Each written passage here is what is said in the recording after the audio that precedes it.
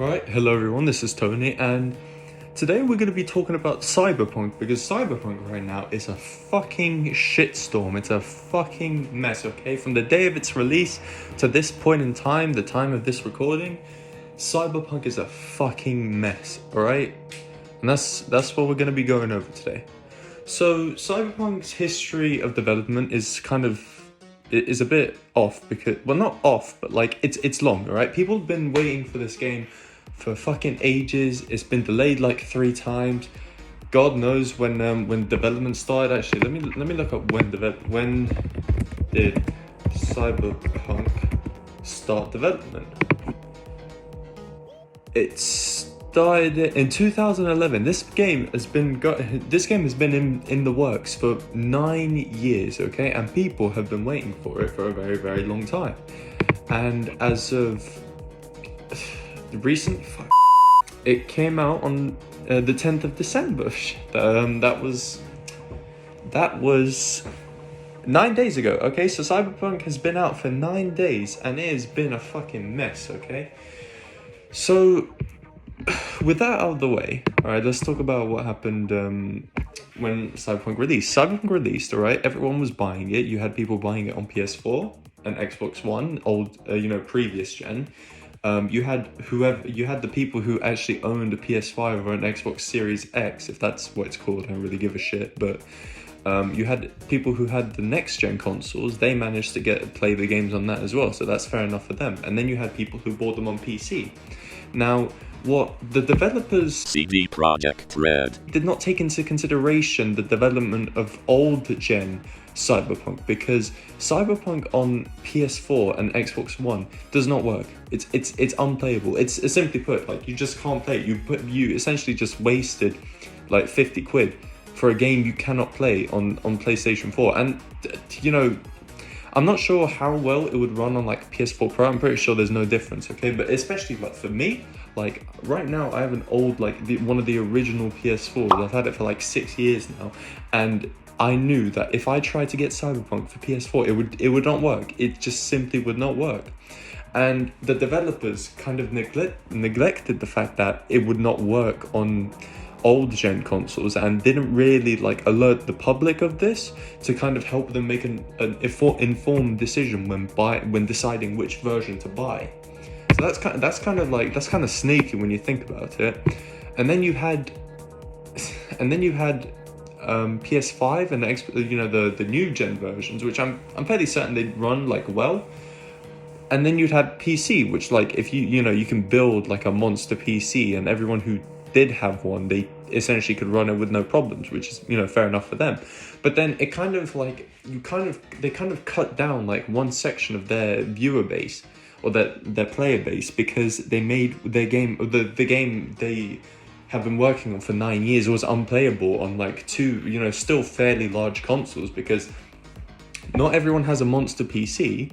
And not everyone has a PS5 or a new Xbox yet, because they made like 30 of them, which is ridiculous. But still, they kind of neglected the fact that a lot of people still have a PS4 or an Xbox One, and the game is unplayable on those consoles. And then, okay, even with a monster PC or a next gen console, there was still a million different fucking bugs that came with this game. It is unbelievable the amount of shit that was wrong with this game from day one. And you'd think with all these bugs, like that you wouldn't, that the developers might have just delayed it again. But then you think, oh, maybe they were under pressure from the studios that paid for this shit. But no, apparently, according to IGN, the director of the game said that they were under no pressure from the actual studio to release it on the release date. They could have just delayed it again. The only pressure they did feel was just the pressure that comes along with releasing a game. So what happened after that is CD Projekt Red, they started offering refunds to people who bought the game digitally or physically. They kind of announced this without actually like talking to like the head companies first, so like Sony and Microsoft. So it was a bit like because you can't just do that without like consulting the people, like the people who own the console that your game's being played on. But they kind of did that just out of like it was like an impulse decision because they didn't know what else to do. And then Sony completely I don't know about Xbox, but Sony just completely removed the game from the PlayStation Store, and now Sony is officially like offering refunds for the people who bought it digitally. I'm not sure what's going to happen for people who bought it physically, but we'll just have to wait and see. And then the developers, like this is all like according to IGN, like I've been following up on this shit from IGN. They said that the developer said that like they had no idea this shit was going down, which seems like it's kind of like, what the fuck were you doing then? Like if you weren't paying attention to like the kind of shit that was wrong with the game like a day or like even a day before its release, you would have seen that, okay, no, we can't release this yet, this is unplayable.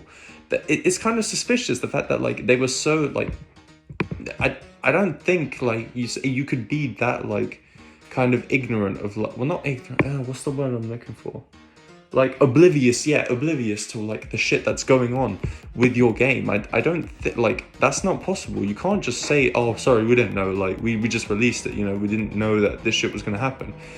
I don't know like why that just seems a bit suspicious to me. I don't know.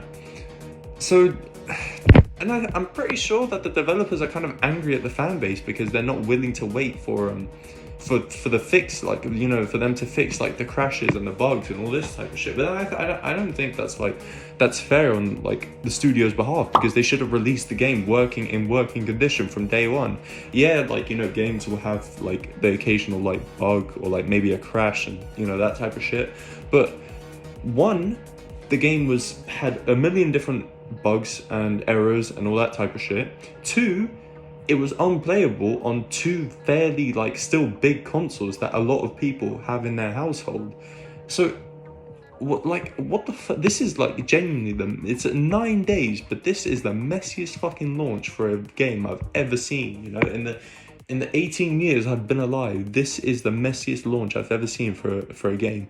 Like, how can you be this oblivious to everything that's wrong? First, they never displayed any footage of the PS4 and Xbox One version before it was actually released. They only I'm pretty sure they only used like PC to kind of show off the game, which makes sense because that's where the game would look the best. But still, it's not really like fair to the people who want to buy it on PS4 or Xbox One, because they don't know how unplayable it was, how the fact that it would not run at all.